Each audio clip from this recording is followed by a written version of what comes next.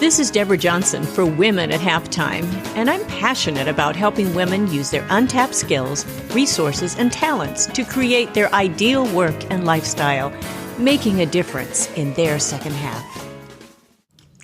Hello, Deborah Johnson here. Good to be back with you today with a subject I love to approach at the beginning of the year, setting your New Year goals. What should you include? And before you run away from this subject, hang on, because I have some really good things to say today that hopefully will help you out in starting your new year. I have a program coming up, the first time I'm launching this program with a multi-month session. It's called Hero Mountain Summit, and you can get there, heromountainsummit.com. I've formatted this as a 5-month program because most people I work with are smart enough to create their goals, but they need help getting to where they need to go and they want to go. And so, they need this community, and especially as we're starting this year with so much disruption, isolation, change that 2020 brought, that I have found people are circling and they're having a hard time getting going again and being encouraged along the way. So I've put together this program with a 5-month program. There's different levels in it, but I've created this to help everybody that's involved with weekly prompts, as well as providing a monthly professional development webinar. And people have a lot of information right now, but they need that accountability and they need the connection. And that's why I put this together. I don't do a lot of private coaching, but this is put together. And also, in a couple of the levels, I provide all of my online programs that you get access to all of them in my professional development area for the 5 months involved, because many people that sign up for that, they want to go behind the scenes.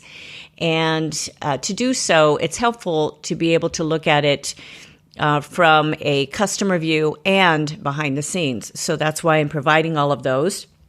I have some very extensive courses, a couple that have a lot of sessions, lessons to them. So this will be very, very helpful if you are wanting to even do online programs. So anyway, make sure you take a look at that, heromountainsummit.com. And it goes from February to June. And I do not take signups in between time. You need to start when it starts and then be consistent all the way through. I ask you to be consistent with your commitment, and then that'll get you the farthest. So, well, let's get to this subject, New Year goals. And why should you do them and what should you include? And, how important are they? And do they do any good? And, don't most people just fail fast? And, with our studies, it shows that 80% of New Year resolutions fail. So just calling a goal a resolution can make you feel like you're a total failure. And then when we talk about any sort of New Year goals, what should you focus on? So today I'm going to make some suggestions and hopefully stimulate some ideas for you. And that I'm focusing on simplicity, accountability, and connection. So I tend to be very, very driven, project-oriented. So focusing more on simplicity is important for me. And I will again be reading the book Essentialism. If you want to know how to get a hold of that book, and make sure you read the article that is associated with this podcast and this episode, and you'll be able to see that link easily. That link, it's a great book. I've read it a couple times. I read a couple books every single year, and this is one of them. And it's really good to provide some good focus. And now I'm going to talk about, before we really get into, how to set where you're going, is to what are you known for, or what are you known as? And this was one of the most thought-provoking questions that I was recently asked. And what I was asked what I was known for compared to what I was known as.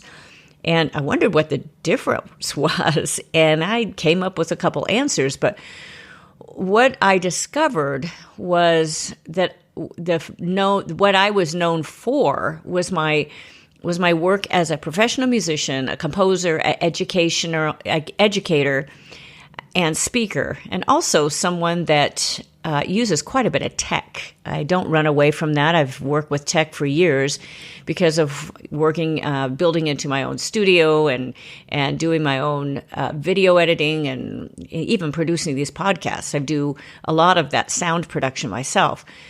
But when I discovered what I wanted to be known as for the next 10 to 20 years was as a keynote speaker that uses music and media in my presentations.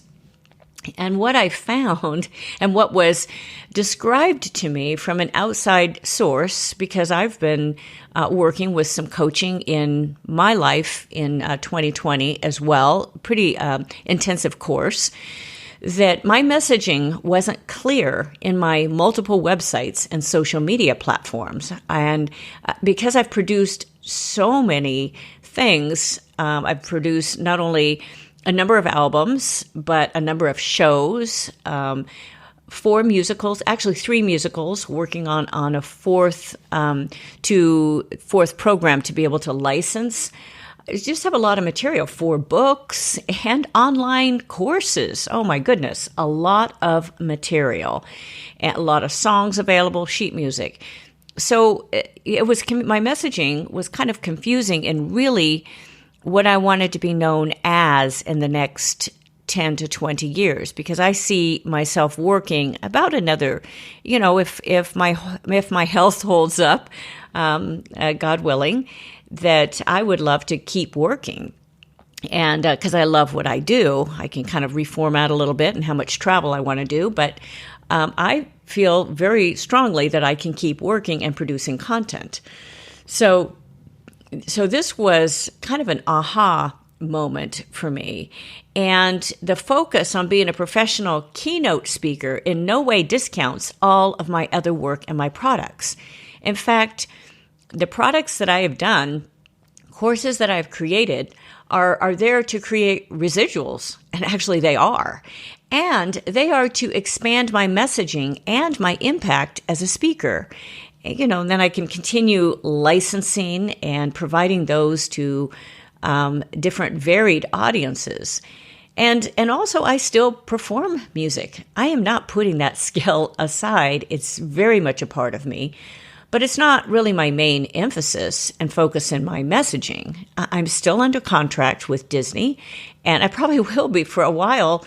It depends on what they end up doing with opening and all that they're doing and how much, I'm an independent contractor. I have been for over 20 years. And so, in all sorts of events and all sorts of roles there as I'm called when needed.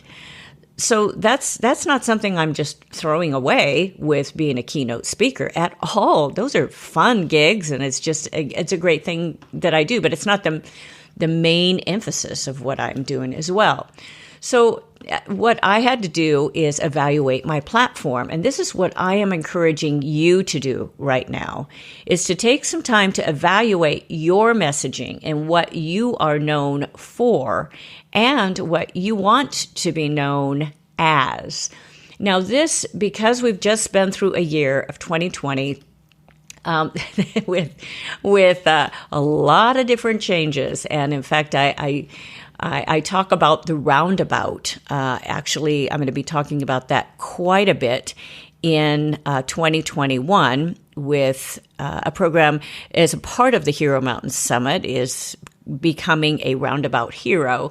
It is that, as you are going through your reinvention process, you can either decide to keep circling or to reinvent and look at your life, all of your skills, your experience from above to see exactly where you're at.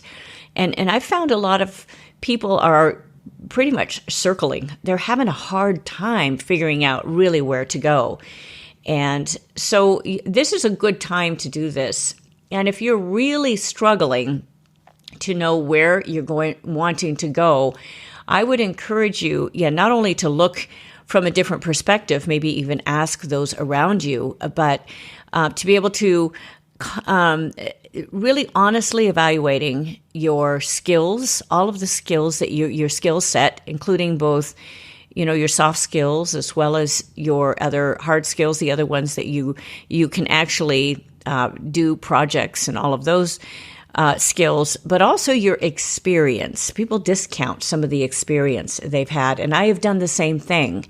When I was going into the area of speaking, I felt like I did not even affirm all of the experience I had had as a professional musician and a composer, and all that I had to in my preparation skills. Those were huge in preparation skills to be able to prepare for a headline show. And a lot of that is transferable. Those are transferable concepts, and be able to help others in preparing for what they want to do next. So it's a really great exercise for you as you look at all of those and deciding what you really want to be known as, because it's a great opportunity right now. You might feel so totally stuck, but it is one of the best opportunities that you have right now if you want to reinvent. It gives you that sort of excuse, actually. And it's a time that you can simplify and streamline the type of work and focus so you can prioritize. The thing that holds a lot of us back is like, how are we going to make money at this? That is a definite dilemma. I affirm that wholeheartedly. But put down what you'd really love to do, and then figure out, okay, so is there a way to be able to monetize that and to market it? And what is selling? You've got to find if there is an actual market for it. It does take some thought. It does take some time to think. And even though our previous year was like no other that we've ever experienced, it's definitely like nothing that I've experienced, evaluate how you used your time and your energy.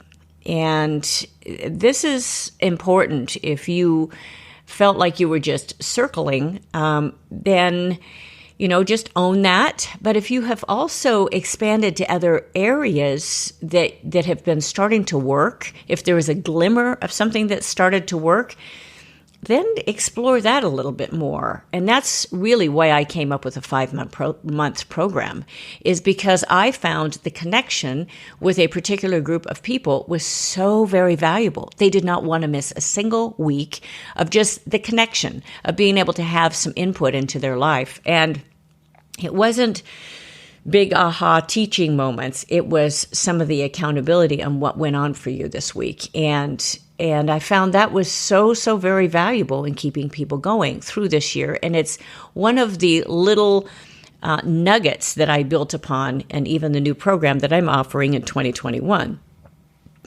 Now, if you do a web search, you'll find many massive companies born out of recessions. And companies like General Electric in 1892, General Motors in 1908, and during the Great Depression, Disney in 1929. Oh, they had a lot of obstacles. I've read a really interesting book. It was really comprehensive on Walt Disney. It was a 30-hour audiobook. It was very extensive, but fascinating in that journey. Trader Joe's in 1958, and so many more. And you look online, and you will find a huge long list. And so at this point, I see a huge push toward anything virtual, including movie streaming, with many providers purchasing intellectual property for same-day releases, both online and in theaters. Now, this is new. Usually, you have to wait to see anything in streaming, but now subscription services are going up. Now, Netflix was one of the first to do a lot of this. And boy, a lot have just really hopped on now with Disney, with HBO. I mean, all of the providers now are really hopping on. Of course, Netflix has done extremely well and will continue, I think. But there are a lot now that just see the writing on the wall. People, they've gotten used to watching things on their own. They've built into their own home theater, and it's good. I mean, we have a great little sound system now. We've set this up, and during the first part of COVID, it was like when we were so isolated and everyone was so scared. I mean, it was like every night, like, okay, what are we going to watch tonight? And it's just, I've never watched so much TV. I'm not a real TV watcher, but when we're looking for some sort of connection that way and something to do, it was good. So, and it'll be a while before those movie theaters fill up again, I really feel. And I've seen some of them, that are building new theaters. They're going to be struggling to fill up again. And even though there will be those who want to go to the theater, the market is forever changed. I think in many areas, in the speaking area as well, it will always be now some sort of a hybrid event to provide people that online access. And of course, there's nothing like being together personally. There really isn't. And seeing people in the hallway, and I really miss that. I'm an introvert, but I have really, really missed that. And in fact, I've not gone to some of my organizational meetings just because it just is not doing it for me just to sit on a Zoom call and hear things again. And it's just nice to interact. And I have a hard time sitting for a long time anyway. So anyway, but our market is forever changed. So, and really realizing this and how you can hop onto that, you don't need to be so tech savvy in every area that you can't use, the online platforms. And there are many software programs that do it pretty much for you. You have to pay a little extra for those who do even more for you. But they are there if that's the direction you're going. So in my personal evaluation of my messaging, what it did for me was it moved me forward in launching a dedicated Keynote speaking website. Now, I had been told this before, but I really didn't listen as hard as I did this year. This seemed to be the year for me to really make those changes, because I had even looked up the site and seen if it was available. And when I went back to it a couple weeks ago, as I'm recording to this, it was still available. And I thought, now's the time. Deborah Johnson Speaker. And since I have, I have a number of other websites, I'm thinking, what do I need for another one? But this is very searchable, Deborah Johnson Speaker. And because I'm often asked this question, what is it that you do anyway?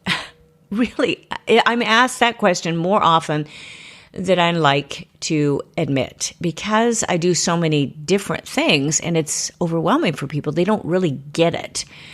So with multiple websites that I have touting multiple programs and lots of products, with music products and sheet music, and now tracks that I've made available, like a karaoke track for some of my songs, and all of those. It's just, and the online programs. I even have music online programs, and I have professional development online programs.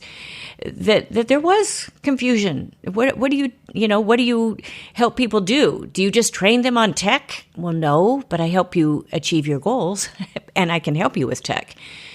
So with a dedicated speaker website, the Goals for Your Life website that I have could still focus mainly with my membership platform, my online courses, and my content.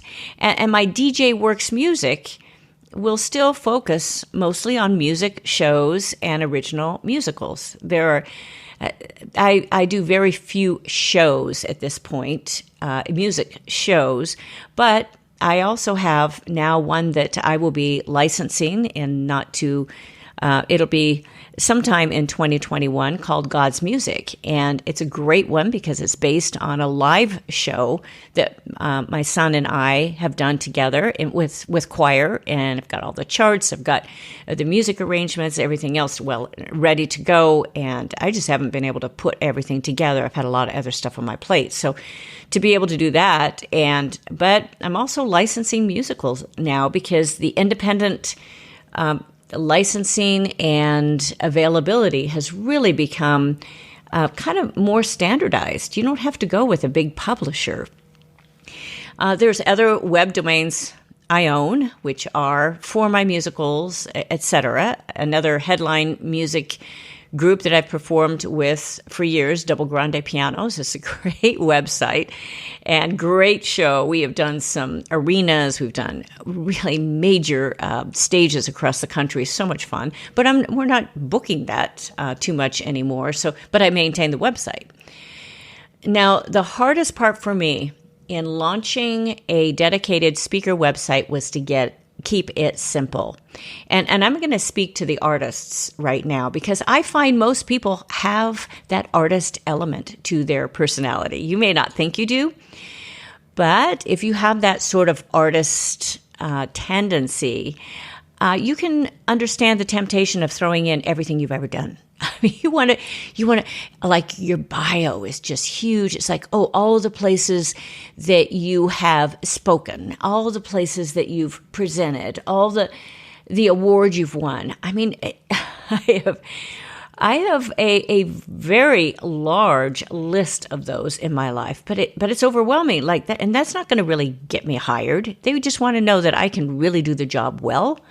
And I can perform, I'm going to show up on time, and that I'm going to present a message that people walk away in some way transformed. And so that's what I need to show people and demonstrate that, I can deliver. I can definitely deliver. And just a bunch of stuff on my resume doesn't always say that. And most people know that as well, but we're still tempted to put everything on. And really what it creates is overwhelm and confusion to most any reader. So as the part of any New Year's goal that you have this year, it should be to create clear messaging that it's actually bulletproof. And it's not always easy. You want people to really, really get what you do. If you are looking for a source on how to do that, make sure you read Storybrand by Donald Miller. It's one of the best. Very, very good. In fact, he has a whole Business Made Simple university that's it's actually very reasonable for a yearly subscription to be able to go through all of his online courses as well. It's similar to taking a business, like getting a business degree, actually, in many of the things that he teaches, and it's well worth it. I was really glad I went ahead and accessed that for a year. So another principle that I always ascribed to is work with the end in mind.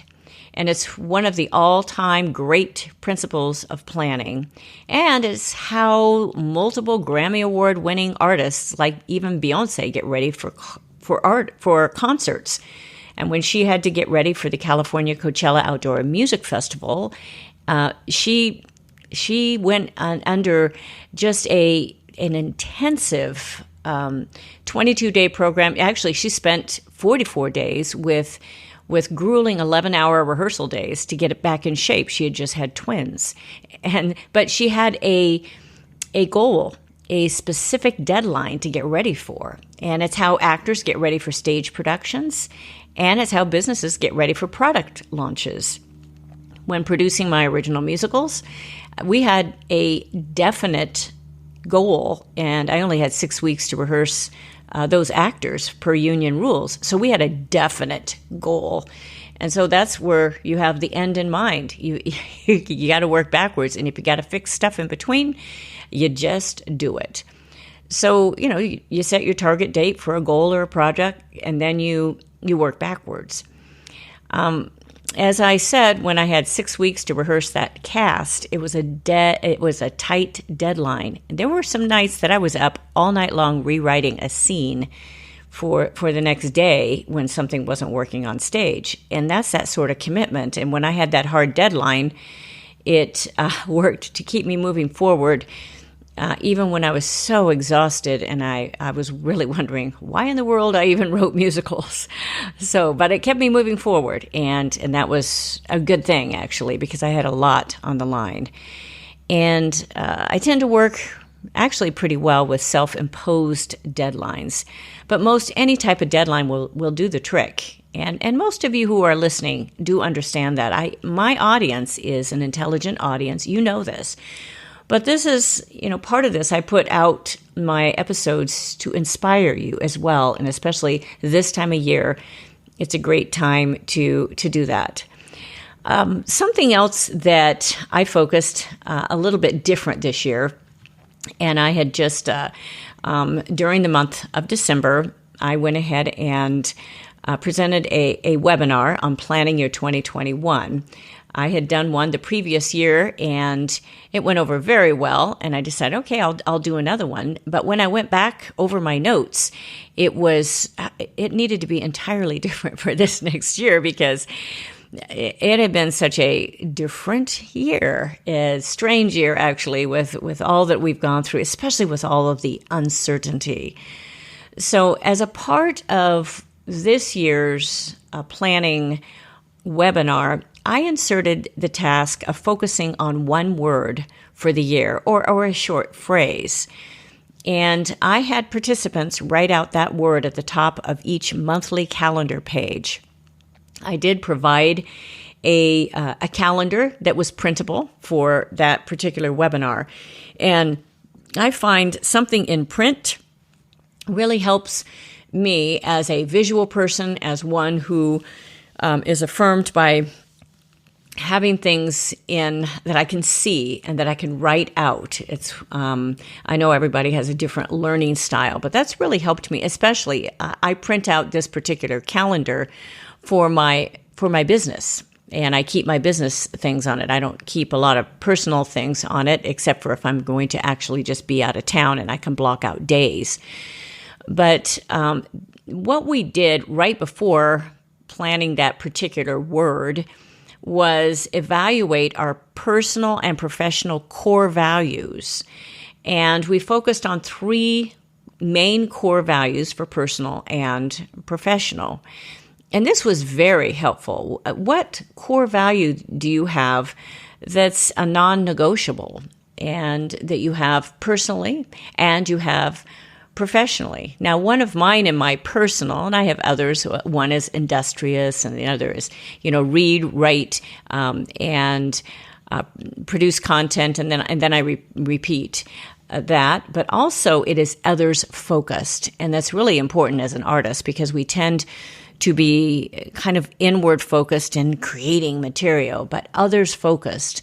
And what is going to be your professional? So focusing on 3 different core values there, but they really should be in sync. They should connect. They shouldn't have conflicts with each other. And I think as people look so much for authenticity, they are looking for the personal and professional that are not conflicting. So you're not feeling like somebody, is saying one thing and doing another. Boy, we've seen that a lot, haven't we, in our society? I'm not going to go there right now, but definitely saying one thing, doing another, and putting down restrictions in one area, and then you see them doing something totally different. Those values need to be consistent and authentic and really truthful. Very, very important. And I feel like a lot of people have lost hope, or they're looking for something. Is there any hope? And something that I'm really in tune with is you have to have at least one thing in your life that gives you hope no matter what, that is not going to be changing. And that's not your one word. I'm going to talk to you about your one word in just a moment.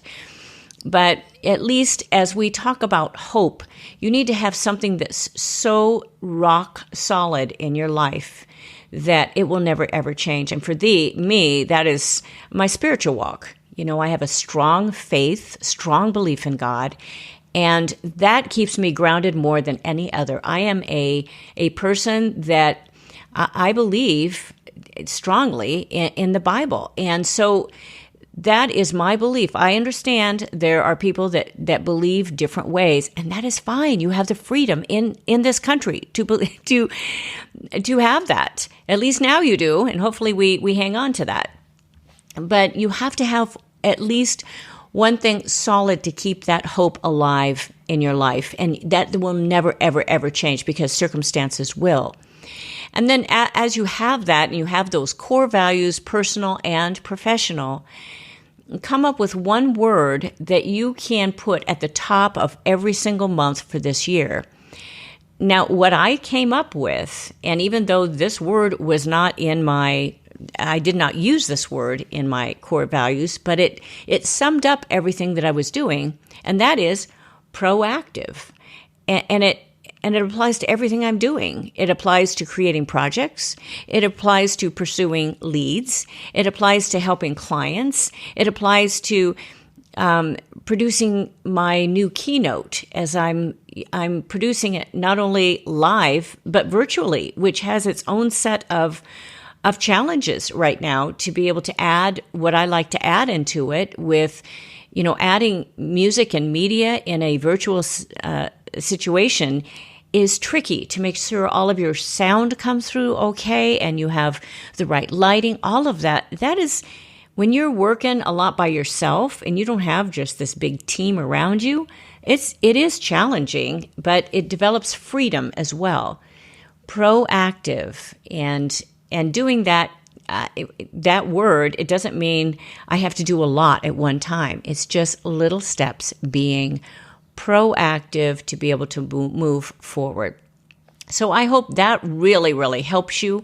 And as we kind of review through our time here in setting those New Year's goals, I want you to think about not just setting a resolution, going to a resolution. I want you to think about what you want to be known as, not just what you're known for. Then take the time to evaluate your platform, and that's very, very important. Decide to work with the end in mind, and then come up with your one word of focus. And if you do those things, you can look forward to this next year with hope and with optimism that yes, things will turn around, and really you should be very, very excited with the opportunity as you're able to evaluate where you are. So I hope this has really, really helped you. So now next week is a real treat. In fact, Greg and I are together, and we are talking about, does it work to create goals as a couple?